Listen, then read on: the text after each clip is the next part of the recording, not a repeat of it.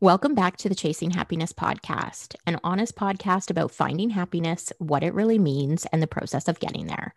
My name is Crystal, and today I have the pleasure of speaking with Kaylee. And in a minute, I'm going to have Kaylee let you know who she is. But before I do that, I just want to say thank you to all of you for continuing to listen to the podcast week after week.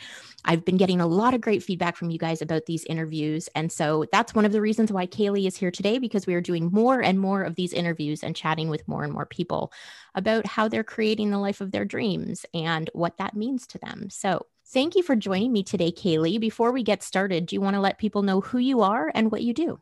Hi, everybody.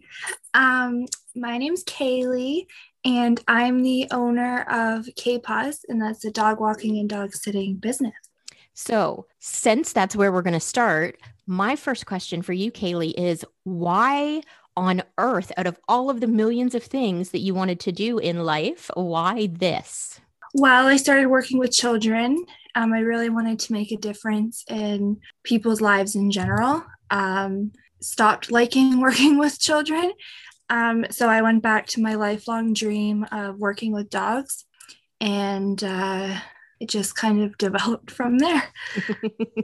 And not that anyone who's listening to this podcast can actually see, but you have a beautiful little puppy who has joined us for the evening. So do you want to tell people who your dog is, what your dog is breed-wise, if you're aware, and all of that fun stuff? Yeah, for sure. So she's 5. She's a Morkie pug. Her name is Paisley. I got her, I guess, 5 years ago. I didn't rescue her. I wish that I did, but I didn't. She was just an ad on Kijiji. Somebody couldn't take care of her anymore. So I guess I adopted her in that regard. And she's really helped with my anxiety, and she's always there to greet me when I get home. And she's not only the light of my life, but she's the light of everybody's life. So if I can take that happiness and help others so that maybe they can keep their animals, that's the goal. That's amazing. And that's one of the reasons why you're doing what you're doing. So let's talk a little bit about that. You said dog walking, which obviously is pretty self-explanatory to people, but do you want to describe sort of what you're doing with the business and why this is sort of where you're being pulled? Yes. So if we start at the very, very beginning, it probably will make more sense as to why I am doing dog walking, because that's not necessarily my passion. I don't want to be out there walking everybody's dogs.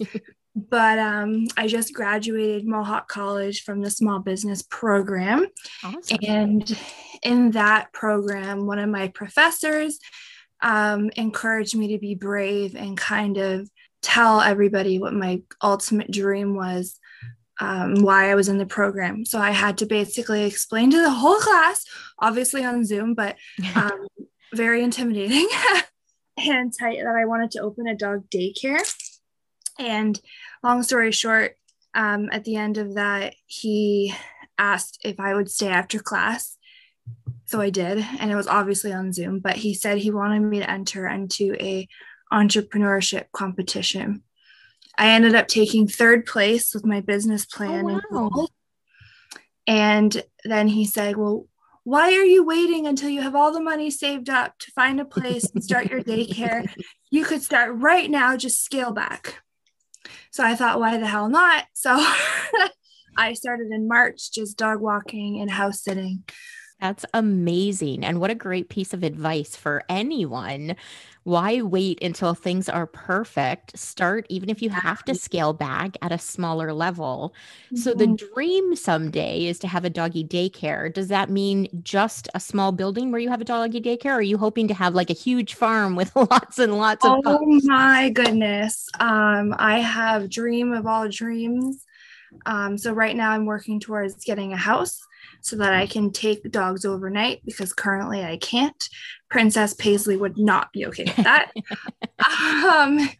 So the ultimate dream was, yes, having a house way out in the country, taking lots of dogs, having like a big barn with like all this play equipment, hiring a trainer that can work with people, having a little doggy cafe that people can come and have a coffee and watch their dogs play.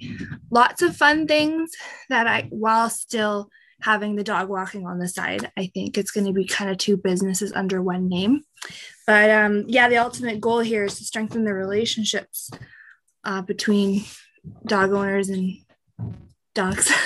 That's amazing. And I think that's such a great thing, especially because for the last year during this pandemic, or I guess a year and a half now, so many people have gone out because they've been home and they've adopted dogs. And now that the world is sort of getting back to whatever this new normal is going to be, I think a lot of pups, a lot of pets in general, are going to start to suffer from a little bit of separation anxiety, and people are going to need help with that. Yes, yes. And I do have lots of friends that are in the field and they've been giving me kind of some tips. So for Awesome. separation anxiety, I would just say, if you just got a dog, like encourage them to spend time in another room without you or go out shopping or something without them, and don't always just be by their side, because it's going to be a very hard adjustment and a rude awakening when you're gone for 8 hours all of a sudden. So Yeah, absolutely. That's great advice for everyone. Now, you had mentioned earlier that your pup helped with your anxiety. Do you want to mhm. talk a little bit about that? Because I think a lot of people who suffer from anxiety don't necessarily think about getting a puppy, a dog, whether it's an adopted dog that does need to be rehomed for some reason, like you did, or whether it's, just a puppy because the neighbor's dog had babies, whatever it happens to be. A lot of people don't think to get a pet to help relieve that anxiety. So can you talk a little bit about that? Yeah, for sure. So I was actually adopted when I was 3. So growing up, I always kind of had anxiety just from experiences and stuff. But my parents just, we have a house in Florida. We were always traveling, could never have one. But dogs were a huge part of my therapy. Just having them to cuddle, kind of like a support companion, I guess. Just someone being there that not necessarily can't really talk to you back. Right. And when you sleep at night, like I know my dog, she'll bark at literally a fluff on the floor.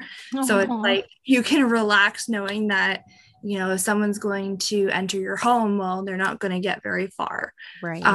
So I guess it doesn't matter where your anxiety comes from. Dogs can sense that, and they have empathy and they're so loyal. And even like in regards to depression, you have to get up, take that dog for a walk. You have to let that dog outside. So it's, some people see it as it's a hassle, but in another way, it's your saving grace when you're like, I don't want to get out of bed today. Well, you don't have that option when you have a dog. You got to get your butt up and get out there. And oftentimes, once you do that, you feel 100% better. So it's worth it in the long run. That's amazing. And I am a huge puppy person.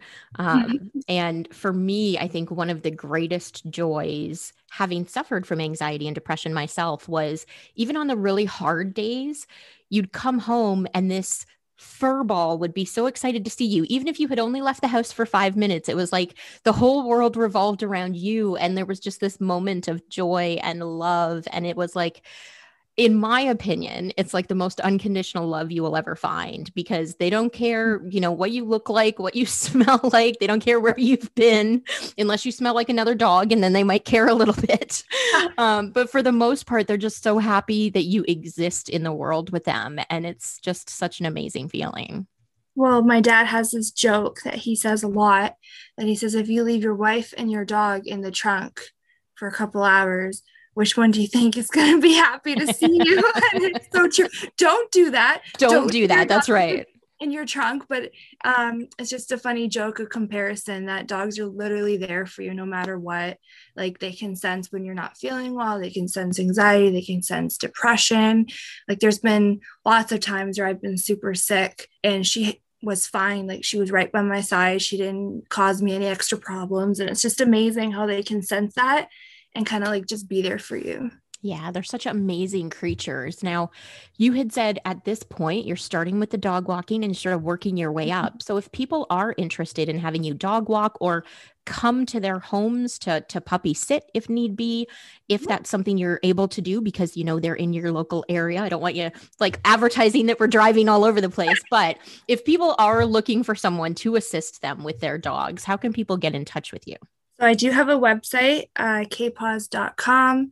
I'm on Facebook as Kay-Paws. And I also have an Instagram that's Kay-Paws _. Also, my email, kaypaws2016 at gmail.com. And then my number is usually on at either one of those sites. I also have an ad on Kijiji. So if you just look up dog walker, it should be there. Awesome. And I will post links in the show notes so that those of you who are listening and want to get in touch with Kaylee, you will have the ability to do that. Now, I do want to touch a little bit, Kaylee, because you spoke about you sort of just started this entrepreneur journey because a professor kind of pushed you into it, which I think is terrifying and awesome all at the same time. Yep. So do you want to talk a little bit about what that felt like for you? Because I would imagine in the moment, it was probably a little bit terrifying to be pushed towards something you may not have been quite ready for. Yeah, for sure. It was like being pushed out of the nest. Honestly, it was like, but almost kind of awakening at the same time. Like it's scary when, like I imagine like as a baby bird being pushed out of the nest and don't even know how to fly it. Oh, you're going for it and we'll be here for you. And I think if I didn't have the support that I did, I would have been a lot more terrified. But for the most part, the scary thing was more about people's judgment of me starting a business than it was any other like fear. I think mainly because like I'm still working another job. So it's not like I just quit everything cold turkey and was like, well, hope this works. It's I'm growing slowly and organically. And I have people every step of the way supporting me. So it was scary to accept, I think, that holy crap, we're actually going for it. And it's actually here. So it was more exciting because I've been wanting to do this since I was about 4. Wow. And my dad actually named Kay-Paws because that was my nickname growing up. So I've always known since he called me that's what my company would be one day. So the fact that it's here is more exciting than terrifying. So yeah. Now, when you told your dad that this is what you were doing, how did he react?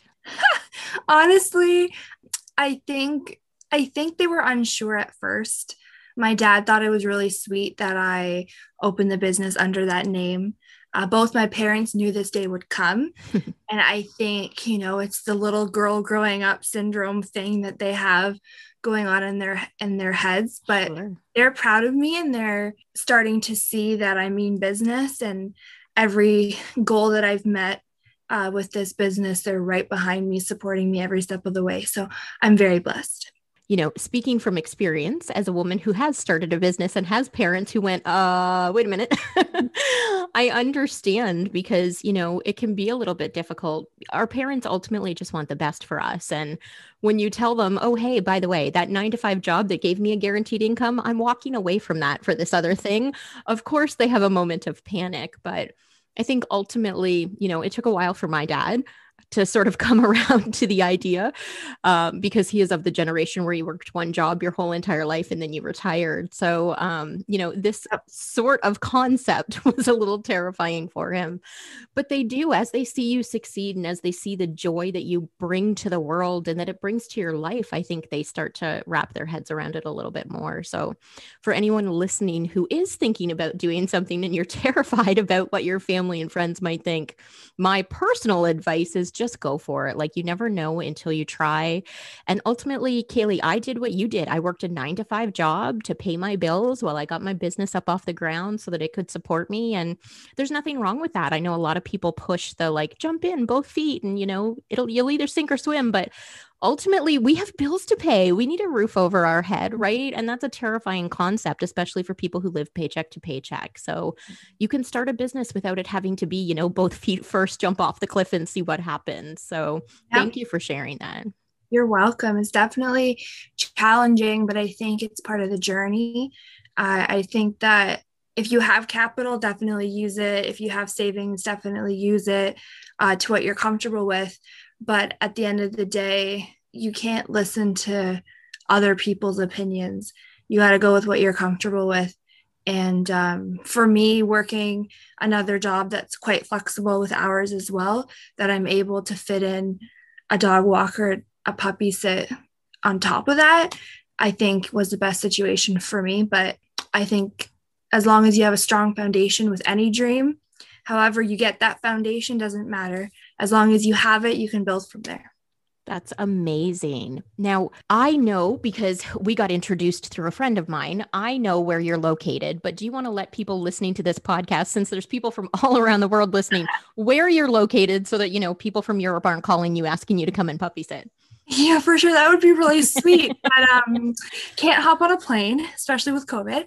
Now, I'm in the Hamilton, Ontario, Canada region, but I'm willing to travel to an extent. I can do Burlington, Ancaster, Stony Creek, Benbrook, that kind of GTA.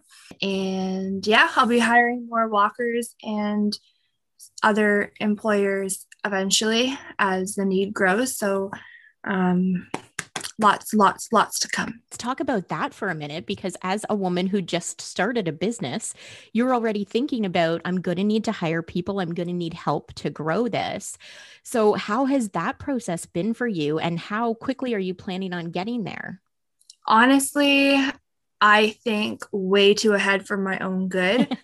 Business is not that great right now to hire people, but I know that I'm the type of person where I'll work and work and work, and I don't stop. So I could have 25 clients while I'm still looking for the next 150.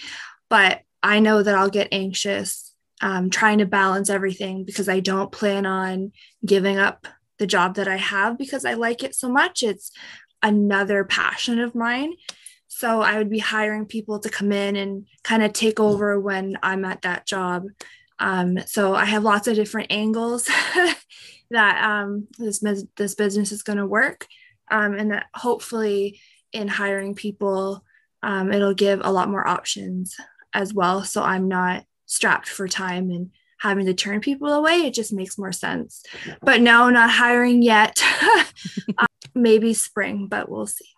Okay. So for everyone listening, if you're interested in helping Kaylee grow her business, again, the show notes will contain the information on how to get in touch with her. And, maybe by the spring, she'll be in the position to help with that. Now, Kaylee, you said ultimately you want to have this big place and a property, probably in the middle of nowhere, I'm guessing.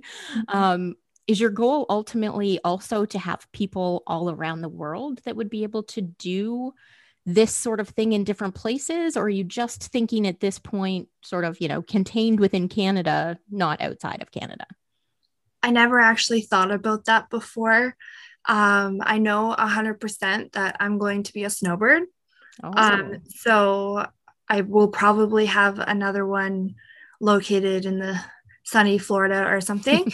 I know that when it comes to insurance and all that fun stuff, the States is a little bit more different than Canada. Right. But definitely, yeah, like I would maybe a little bit smaller. I would do it in other places, as well as I'm hoping to franchise the dog walking aspect and grow that, maybe Toronto, that area. Sure. So we are going to grow, and I will hire more and more people as the demand gets bigger. But we're going to have one home base, and that will be wherever that big barn is. And that's amazing. Now, I do want to touch, because anyone who listens to this podcast knows I am a travel girl. I will happily live out of a backpack or a suitcase for the rest of my life. So you said you plan on being a snowbird. So I'm assuming you're kind of like me in the fact that you just despise winter altogether and don't want anything to do with it. Is that correct? No, I'm done. Like when it comes to like March, I'm out of here. Like not even like I'm over it. Like it's one of those, as soon as snow falls, like I'm like, snow can come Christmas Eve to Boxing Day, and then I can get the hell out of here. Like I hate shoveling my car. I hate walking in it. So like this winter with the business, it's snow pants, it's snow boots, it's earmuffs, it's everything, because I get cold so easily. My skin gets like that white, like I'm naturally very tanny color.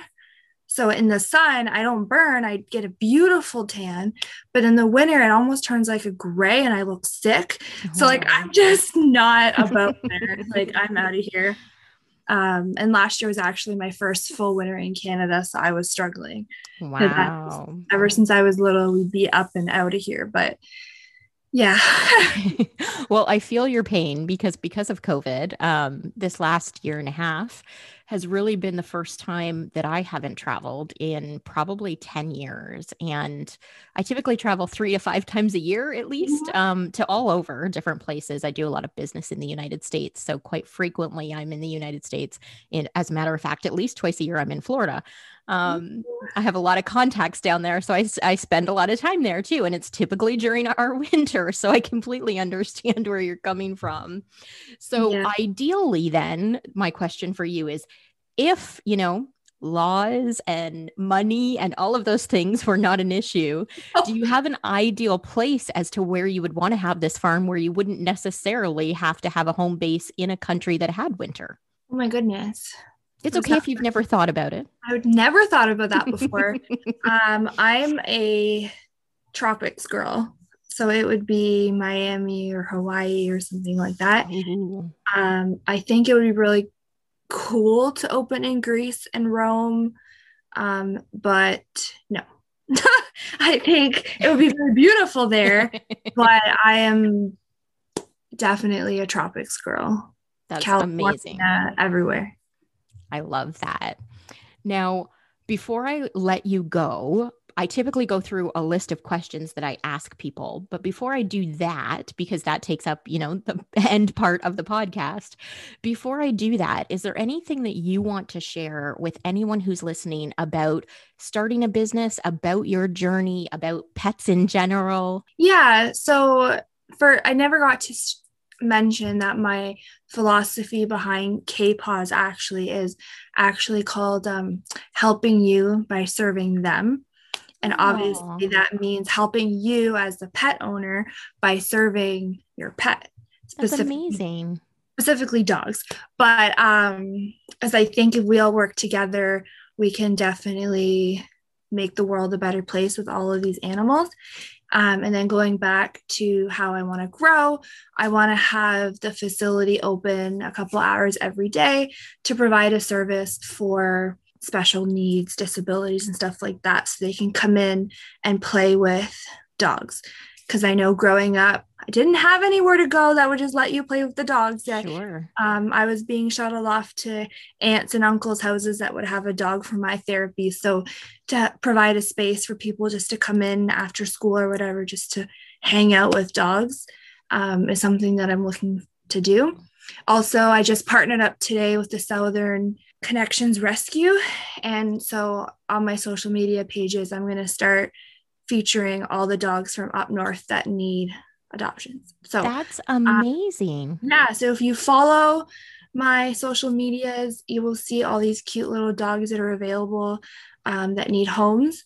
So make sure you check in there and maybe you can find your next family member. That is amazing. So I adopted my dog, who has since passed away years ago. But my brother has just adopted a dog from Texas, actually, that had been on the streets and been shot and rescued by an organization and brought up here. So you're speaking to like the soul of who I am, because I'm all about like adopt the dog, give them, the best life you possibly can, like save these beautiful creatures kind of person. So I love that you've hooked up with this organization. So do you want to talk a little bit about how you connected with them and how you found them? Honestly, it was from a moment of desperation. I was on the Facebook small business promotions or something like that. I'm on a couple of them.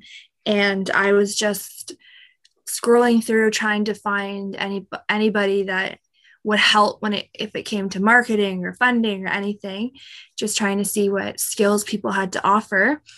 And this one lovely lady was posting that she was part of this rescue. So I sent her a private message and was like, well, I have a very small business social media, and I'd love to feature any dogs that need homes, because I want to use my platform. It's always kind of been a goal of mine to use technology and platform and all my connections to find more dogs homes. Rescues are such a passion of mine. And the more homes that I can find for these animals, if I can help in any way, I'm all about it. So I'm going to start reaching out to more rescues as well, to see if I can start featuring more and more dogs and lend a helping hand. I love that. And I'm totally going to go creep your Instagram so that I can reach out to them now too, because I hadn't heard of them before. Because I am very much like you, I am very much a dog person. And at this point, I'm in the process of moving and a whole bunch of shifts are happening in my life. So I know it's not the right time for me to have a pet because that's a commitment that requires a lot of like stability and things. So as much as I want one, I know I can't have one. So I've purposely gone through my social media and like turned off all of those people that I follow so that they don't show up in my news feed. And because I am the person that, you send me a puppy video and I'm like, oh, I want that puppy, right? That's just who I am.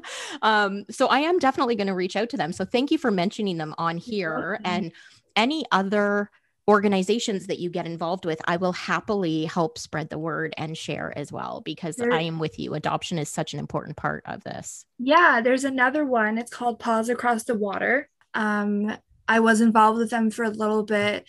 Unfortunately, somehow, I'm going to reach out to them again and kind of see if I can help. So they actually bring dogs over from Israel. My best friend adopted her dog from there. Yeah, lots of opportunities to help a rescue.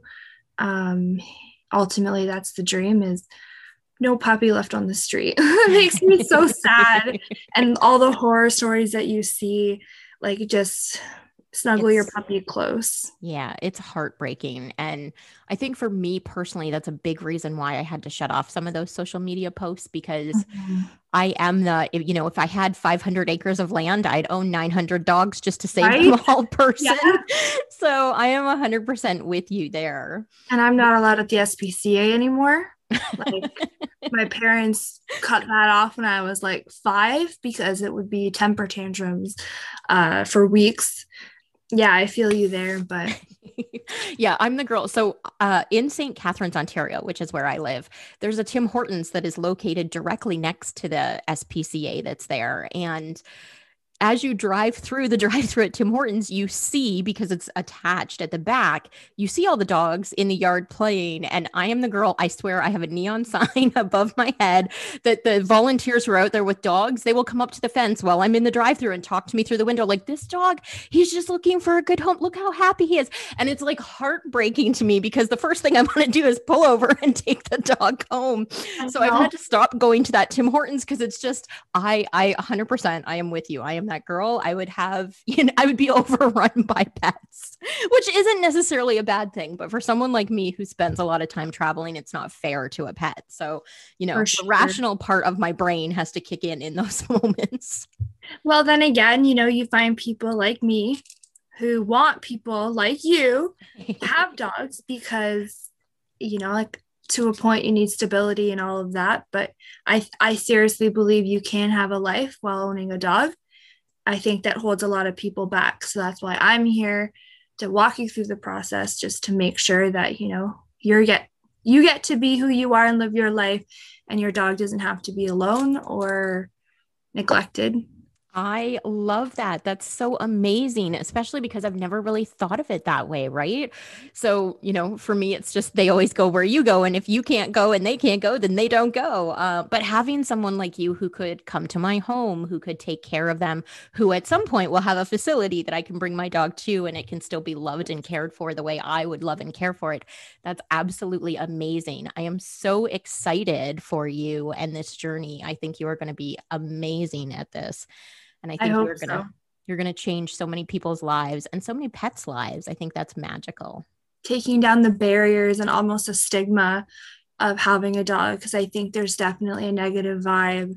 Even from when I got Paisley, it's like, oh, you got a dog, you can't travel, you can't do this. And I'm like, she's going to be in a kennel. And I'm like, want to bet has never spent a night in the kennel. She has, not that I've never been away from her, because obviously I have. But, there's just so many other solutions besides a kennel. And not that all kennels are bad, but personally, I don't believe in them. Right. And I think providing a home-like situation, and it's the best way to go. So I love that. And I love that that's sort of the philosophy of the business, because I think I think you're right. I think a lot of people are going to start to change how they feel about it. And maybe that'll open people up who typically wouldn't have adopted a dog and taken a dog in, and they'll be able to have a rescue that changes their life just as much as they change the rescue's life. So I love that. So thank you for sharing that. And dogs are so loyal and they have so much love to offer. And, I just want to be able to give even a fraction of that back to them. Oh. And I also have my dog first aid and CPR. So. Oh, wow. That's amazing. Yeah. So just like, you get CPR to babysit a child or work in a daycare, I have my CPR so that I have peace of mind, and everyone has peace of mind that their dog will be well taken care of. That's fantastic, because I'm sure a lot of people don't necessarily stop to think about pet CPR. I know, that's something everybody thinks about when they have a baby, but when you bring a dog into your home, a lot of people, I can tell you just from personal experience, it's not something back in the day when I did have a dog that I ever thought about. So that's amazing. And if somebody wants to look into that more, where do you suggest that they find out about that? So I did the program. It's actually operated in Alberta, but because of COVID, lucky me, they put their classes online. And it was such an easy process. It was Dog Safe 101. You look that up, and Michelle is the operator and owner of that. And she sets you up with the program. It was very easy to navigate. So if you don't know how to use technology like me, just no worries. It is such a smooth experience. And it's go at your own pace. You have about 2 months to do it. I think I did it in about a month. And it's just videos and little quizzes as you go along. It's nothing scary. And then at the end, you just print off your certificate and you're certified. And Michelle is there every step of the way. If you have any questions, she's so friendly. Even her videos, some of them were hard to watch because, CPR first aid, but Sure. Sometimes you can just skip the graphic parts, but awesome program. Awesome. I would recommend it to anybody that wants to do it. That's amazing. And I think the level of security for anyone who hires you to look after their pet, just knowing there's that additional level of, if something does go wrong, how in those moments to sort of not necessarily fix it, but be able to handle it. I think that would be a huge stress relief for people. Well, the main thing that was through the program is just stay calm, and they even say before you go to help an animal, stay calm. You have to make yourself calm first, or you're not helping anybody. And I think that was the hardest thing to master, because I have anxiety. I am 0 to 100 sometimes. Right. And especially when you're navigating your surroundings at the same time, it's difficult. And also know that just because you're certified doesn't also mean you're a vet. So don't. Right. The ultimate goal is, if there's an injured animal, you're trying to get them to the vet, but in the safest way possible. And that's what I was trained to do. So that's amazing. I love that. Okay. So are you ready for the questions? Sure. Okay.